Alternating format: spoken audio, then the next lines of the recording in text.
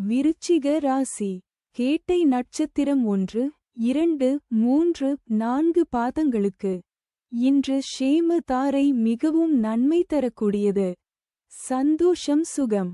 இன்று 4வது நட்சத்திரம் சேமம் சௌக்கியம் வஞ்சக சூழ்ச்சி. இன்று சந்திரன் பலம் 100% உள்ளது. பஞ்சபட்சி பலன் தேய்பிறை ஏகாதசி. சனிக்கிழமை வடுபட்சி தினம். முடிந்தவரை சுபம் விலக்கவும். காலை 8:24 மணி முதல் 10:48 மணி வரை.